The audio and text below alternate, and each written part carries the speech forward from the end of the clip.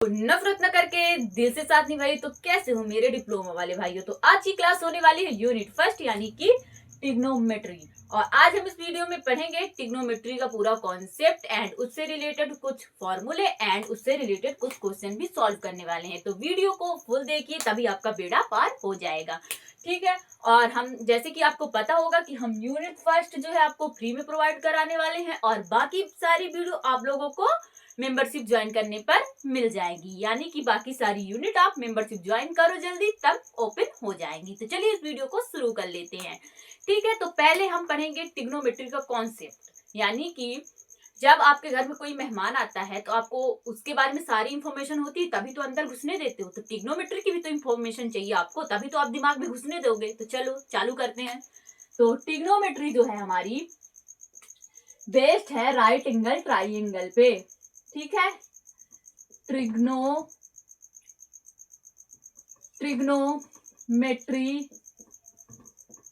Is based on right angle triangle. ठीक है। Trigonometry is based on right angle triangle. यानी कि trigonometry जो हमारी होती है बेस्ड होती है राइट एंगल ट्राइंगल पे। मतलब ट्रिग्नोमेट्री के अंदर हमको देखने को मिलेंगे राइट एंगल ट्राइंगल। और राइट एंगल ट्राइंगल को हिंदी में बोलते हैं समकोण त्रिभुज। मतलब समकोण त्रिभुज से रिलेटेबल इसमें क्वेश्चन सॉल्व करने को मिलेंगे। ठीक है। और समकोण त्रिभुज वो होते हैं जो जिनके पास हमेशा 90 डिग्री का एंगल होता है। ठीक है। मतलब 90 डिग्री का कोण होता है। ठीक है।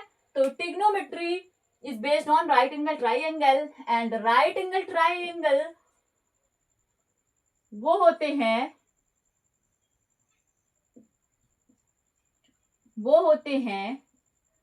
जिनका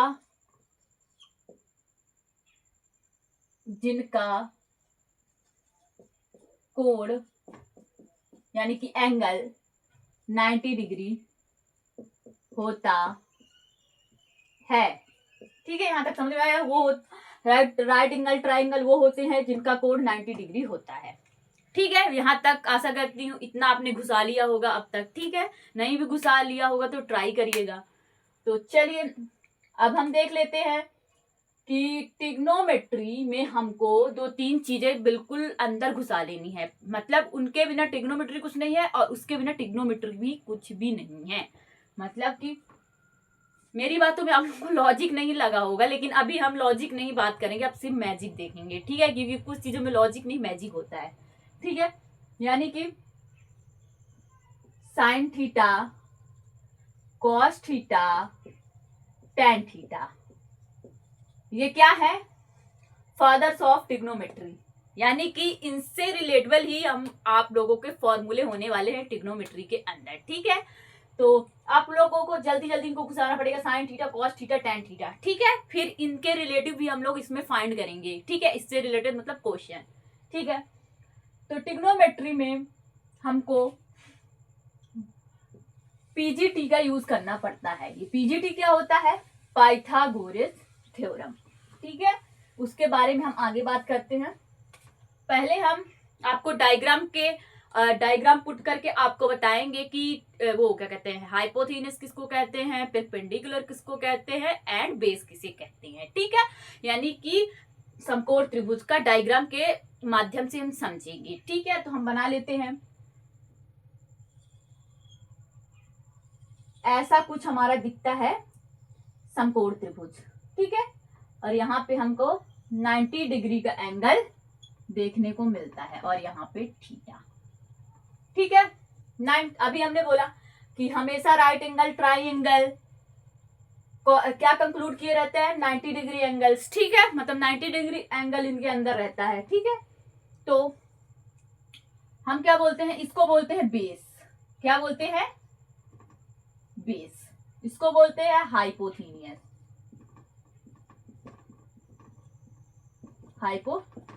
इसको बोलते हैं परपेंडिकुलर। इसको बोलते हैं बेस। इसको बोलते हैं हाइपोथेनियस। और ये जो बेचारा सीधा खड़ा है भोला भाला उसको क्या बोलते हैं वो परपेंडिकुलर। ठीक है। अभी परपेंडिकुलर के लिए जगह है नहीं तो हम इधर कर लिख देते हैं इसका परपेंडी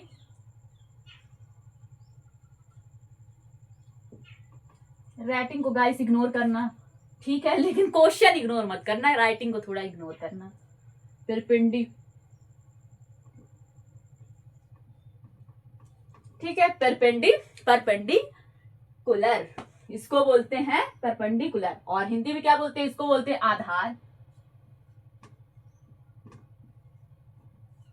ये क्या है, आधार। ये क्या है, कर्ण। ये क्या है, लंब। ठीक है, ये होता है कर्ण, ये होता है लंब और ये होता है आधार। इतना तो समझ में आ गया होगा, ठीक है। यानी कि ये होता है बेस, ये होता है वो हाइपोथेनियस और ये होता है परपेंडिकुलर। ठीक है, अब हम पहले बताया sine theta, cos theta, tan theta, इनके बिना इसका कुछ हो जाए ऐसा तो हो नहीं सकता। तो चलिए, sine theta is equal to होता है, क्या होता है, लंब बटे कर्ण। यानी कि हिंदी में पहले लिख लेते हैं, फिर हम इंग्लिश में भी बताएंगे, लंब बटे कर्ण। ठीक है, कॉस थीटा का होता है आधार बटे कर्ण। ठीक है, कॉस थीटा का आधार बटे कर्ण। अब बचा क्या, कोसाइन थीटा कॉस थीटा बोल रहे हैं कि भैया टेन थीटा को भी बुलाओ। नहीं, टेन थीटा तो गुस्सा के मारे यहां से निकल ही लेगा, तो बुला लेते हैं टेन थीटा को। टेन थीटा, टेन थीटा क्या होता है, लंब बटे आधार। ठीक है, अब चलिए, लंब किसको बोलते हैं, परपेंडिकुलर को। तो हम इसका शॉर्ट फॉर्म, मतलब परपेंडिकुलर को किससे डोनेट कर सकते हैं, पी से कर सकते हैं, कैपिटल स्मॉल पी। हाइपोथेनियस को एच से और बेस को बी से डोनेट कर सकते हैं। ठीक है, तो चलिए कर लेते हैं, परपेंडिकुलर यानी पी अपॉन एच। ठीक है, परपेंडिकुलर अपॉन हाइपोथेनियस। ठीक है, कॉस थीटा का क्या होगा, आधार बटे कर्ण, यानी बी अपॉन एच। ठीक है, और इसका क्या होगा, पी अपॉन बी, यानी कि परपेंडिकुलर अपॉन बेस। अब कहोगे भैया हम इसको निकालेंगे कैसे, कैसे याद करेंगे, हम है ना, हम है तो आपको क्यों गम है। चलो, तो हम इसको निकालेंगे कुछ ट्रिक यूज करके। ठीक है, तो हिंदी मीडियम वालों के लिए यहाँ पे लिख देते हैं हम, यहाँ पे आएगा नहीं शायद, हम यहीं पे लिख देते हैं। चलिए, लाल बटे कक्का। क्या, लाल बट्टे कक्का। घर में कक्का होंगे ना, उन्हीं को बस दिन भर देखते रहना है कि लाल बट्टे कक्का कक्का। ठीक है, तो यहाँ पे लाल बट्टे कक्का। और इंग्लिश मीडियम वालों के लिए पंडित बद्री प्रसाद हर हर भोले। ठीक है, यानी पंडित का पी, बद्री प्रसाद का बी एंड बद्री का बी, प्रसाद का पी, हर हर हर हर का एच डबल एच एंड भोले का बी। यानी कि भगवान का नाम हो गया तो आप लोगों का तो बेड़ा पार हो ही जाएगा। तो ठीक है, अब हम इससे देखते हैं कि कैसे निकाल सकते हैं। ठीक है, पहले नंबर पर क्या आता है हमारा, साइन थीटा आता है, यानी कि लंब बटे कर्ण। ये हिंदी मीडियम वालों के लिए देख रहे हैं हम। ठीक है, पहले नंबर पर साइन थीटा आता है तो लंब बटे कर्ण। ठीक है, और कॉस थीटा सेकंड नंबर में कॉस थीटा आता है, मतलब कि आधार बटे कर्ण। ठीक है, और last one is tan theta. Tan theta का होता है लंब बटे आधार, यानी कि लंब बटे आधार।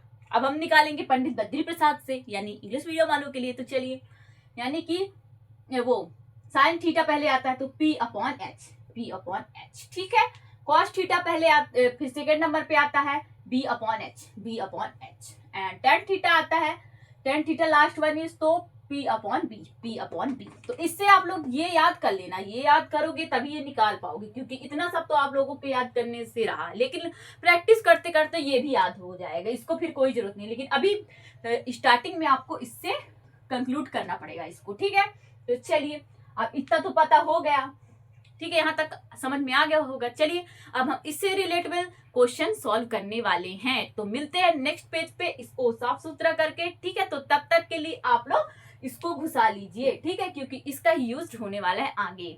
ठीक, तो आ गए हम लोग इस पेज के साथ जिसमें आपको ये क्वेश्चन सॉल्व करना है, यानी कि साइन इज इक्वल टू 3/4, तो कैलकुलेट कॉस ए tan ए, मतलब हमको इसमें कॉस ए tan ए की वैल्यू फाइंड करनी है और साइन ए की गिवन है। ठीक है, यानी कि पिछले पेज में आप लोगों ने टेलर देखा, अभी आप लोगों को पिक्चर भी तो देखना पड़ेगा, क्योंकि टेलर जो रहता है बेसिक रहता है और पिक्चर में पूरी इंफॉर्मेशन मिलती है। तो चलिए शुरू कर लेते हैं। तो हमको यहाँ पे गिवन है साइन ए। अब आप लोग बोलोगे कि वहां पे हमने थीटा का फॉर्मूला पढ़ा था, यहाँ पे ए है, तो जी हाँ, ये जो ए है ये एंगल है और वहां पे थीटा भी एंगल था। ठीक है, यानी कि एंगल जो है हमारा है वो बिन पेदी का लोटा होता है, यानी कि कभी भी लुढ़क जाता है, मतलब कभी भी कुछ भी हो सकता है, ए हो सकता है, बी हो सकता है, सी हो सकता है, डी हो सकता है इनफाइनाइट तक कुछ भी हो सकता है। ठीक है, मतलब अनंत तक कुछ, इसकी वैल्यू कोई निश्चित नहीं रहती है, मतलब कि एंगल डिसाइड नहीं रहता क्या ही होगा। ठीक है, तो एंगल जो हमारा है बिन पेदी का लोटा है, ये याद रखना। ठीक है, तो इसीलिए वहां पे थीटा था और यहाँ पे हमारा जो है एंगल है, यानी कि जब आप लोग पेरेंट्स, इससे कोई फर्क ही नहीं पड़ता भैया, एंगल से हमारा कुछ फर्क नहीं पड़ता। ठीक है, क्वेश्चन में, यानी कि जब आप लोग पेरेंट्स मीटिंग में जाते हो तो चाहे मम्मी को ले जाओ चाहे पापा को ले जाओ, दोनों के सामने वाठी लगने वाली है। ठीक है, तो उससे तो कोई फर्क पड़ने वाला नहीं है। तो चलिए आ जाते हैं। तो साइन ए हमारा क्या है, साइन ए होता है, यहां से निकाल लो भैया, लंब बटे कर्ण और P अपॉन एच, तो हम क्या लिख देंगे P अपॉन एच। ठीक है, यानी कि P के हिस्से में कितना आया 3 एंड 4 के H के हिस्से में कितना आया 4। यहाँ पे हमने इसकी वैल्यू यहाँ पे रख दी, P के हिस्से में 3 आया और H के हिस्से में 4 आया। यहाँ तक समझ में आ गया होगा। ठीक है, अब हाइपोथेनियस को हम H से डोनेट कर सकते हैं ना, तो H हमारा कितना है 4 और परपेंडिकुलर को हम किससे डोनेट कर सकते हैं P से, तो P के हिस्से में कितना आया 3। अब बोल रहा है P भैया हमको तो कम मिला, H दोनों भाई में लड़ाई ना हो जाए कहीं, क्योंकि हिस्से में एक के ज्यादा एक के हिस्से में कम हो रहा है, और इन दोनों का तो फिर भी मजे हैं। हमारा बेस जो है, बेस के पास तो कछु नहीं है, तो वो बेचारा तो बोल रहा है कि मैं तो बर्बाद हो गया। तो बी के पास जब कुछ नहीं है, यानी बेस के पास कुछ नहीं है, तो हमको क्या करना पड़ेगा, इसमें हमको बेस को फाइंड करना पड़ेगा। क्या करना पड़ेगा, फाइंड करना पड़ेगा। और वो हम कैसे फाइंड करेंगे, यूज पीजीटी, यानी कि पाइथागोरस थ्योरम का यूज करके हम क्या निकालेंगे, बेस। कोई भी इसमें से मिसिंग हो तो उसके लिए हम क्या यूज करते हैं, पीजीटी, यानी कि पाइथागोरस थ्योरम। ठीक है, पाइथागोरस थ्योरम क्या कहती है हमारी, कहती है पीजीटी क्या कहती है कि लंब का स्क्वायर प्लस आधार का स्क्वायर बराबर होता है कर्ण का स्क्वायर। लंब का स्क्वायर प्लस आधार का स्क्वायर बराबर होता है कर्ण का स्क्वायर। ठीक है, यहाँ तक समझ में आ गया।